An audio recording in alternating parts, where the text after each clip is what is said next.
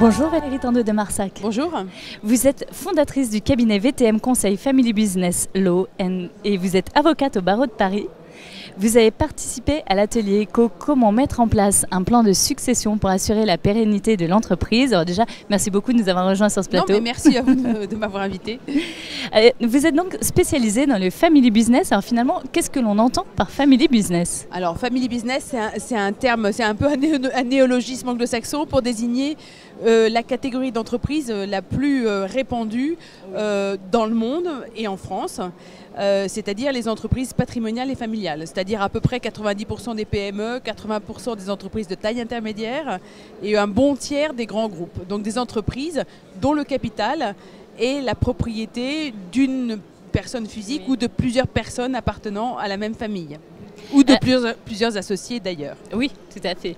Alors en quoi la transmission est-elle importante, voire indispensable pour assurer la pérennité d'une entreprise? Elle est indispensable parce que le passage, si vous voulez, d'une génération à l'autre ou le plan de succession du chef d'entreprise est une période évidemment de vulnérabilité pour l'entreprise. Donc en fait, il faut bien traiter cette période de vulnérabilité pour s'assurer que l'entreprise va survivre à cette épreuve, tout simplement. Qu'est-ce que vous mettez en place avec votre cabinet de conseil? Alors, nous, on met en place, en fait, essentiellement, il s'agit d'accompagner le chef d'entreprise pour qu'il conçoive son plan de succession. C'est-à-dire, en fait, qu'il arrive à énoncer, à concevoir et énoncer ce que sera son projet pour ce qui lui survivra, c'est-à-dire l'entreprise et éventuellement, le cas échéant, les héritiers qui sont appelés à hériter du capital de l'entreprise. Donc c'est vraiment la dimension de projet qui est absolument essentielle et un projet qui croise en fait les besoins personnels, patrimoniaux et familiaux du chef d'entreprise avec les objectifs opérationnel de l'entreprise et stratégique, bien sûr. Bien sûr.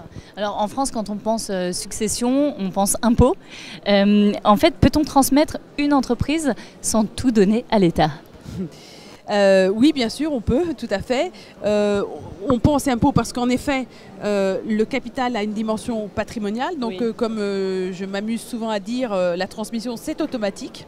C'est-à-dire que si on ne fait rien, les parts de capital seront nécessairement transmises aux enfants et donneront lieu au paiement de droits de succession qui sont calculés au barème des droits de succession qui est assez élevé assez élevé appliqué à des parts d'entreprise puisqu'en fait il est dans des tranches qui dépassent 45% en taux marginal d'imposition au-delà de 1,8 million.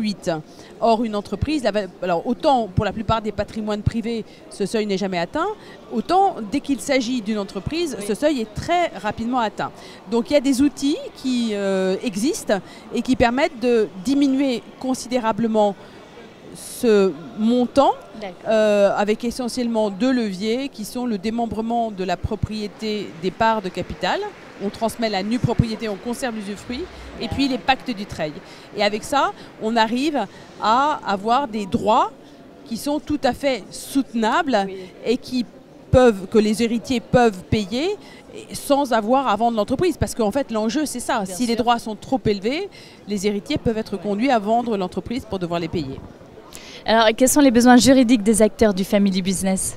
Eh bien, les besoins juridiques, c'est essentiellement de l'accompagnement pour tout ce qui touche à l'organisation des structures de détention du capital. En fait, c'est ça. Tout ce qui tourne autour du capital, c'est ça l'essentiel. Les relations entre actionnaires, les structures de détention, la transmission du capital, la gouvernance à mettre en place pour organiser les relations entre les actionnaires, les dirigeants et le cas échéant, le conseil d'administration si l'entreprise est suffisamment grande pour en avoir un. Voilà. Merci beaucoup Valérie Tandeux de Marsac. Je vous en prie. Merci.